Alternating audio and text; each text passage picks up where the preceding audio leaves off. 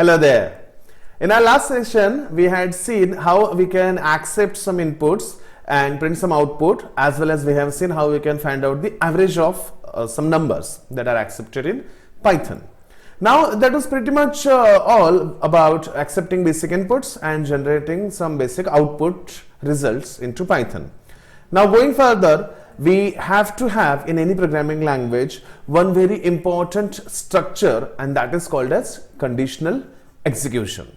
Conditional execution means whenever you want to execute some piece of code or some part of your program which needs to be executed only when something happens or only when some condition is true. For example, or to take a very simplest example, if I have to find out the largest number out of two numbers. So in that case, I want to print that first number is largest. Then it should only execute when that first number is really larger than the second number. Conditional execution is present, of course, in every programming language, so is present in Python, and it is also very easier to use conditional execution in Python using the if loop. Now, let's see how we can use if in Python. So let's begin. Open the Python shell, close any previous program if you have, just like I had one, and then just take a new file, save it. I will just call it, I will save it into my PyCodes, and I will name it as test if. Okay. Now what I'll do is I'll accept two numbers from the user. So a is equal to int input, enter first number, b is equal to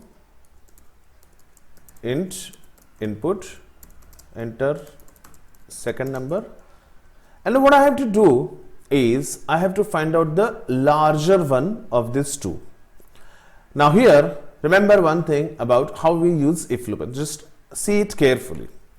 The usage is very simple. So if a greater than b, but now we have to write down some piece or some part of our program which has to be executed only when this if condition is true.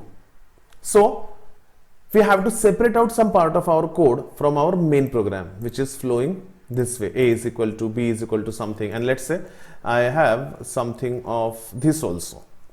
So print m default code, print code exiting.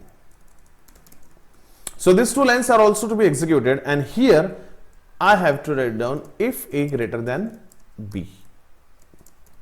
So here, after writing a greater than b, just give a colon, and after giving colon, when you hit enter, you will notice that the program comes one indent ahead at this point. Now because of this, what happens is whatever I am going to write down, print a is larger. If I again hit enter, I will come to the same indent, print m in if loop, print I will be printed if a greater than b, and so on and so on and so on. You can write down as many lines as you want at this indent. Finally, when you think you have done with the loop like this, and you want to return to the main code, so what you have to do is just hit enter. You will come to the same indent as can be seen, and just hit a backspace, and here you can write down the program am in the main code, just like that. So whatever part comes under these quotes will be executed as a part of if loop. So these 4-5 lines will be executed if the condition is true. If the condition is not true, nothing of this will print, and the program will continue executing the program. These 3 lines, the last 3 lines, will execute either if the condition is true or even if the condition is not true. Let's see the output of this code.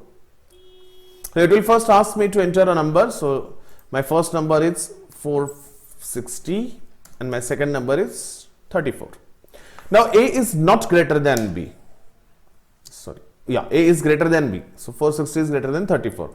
So everything is executed. A is larger, I am in if loop, I'll be printed if A is greater than B, done with the loop, and these 3 lines are from the main code.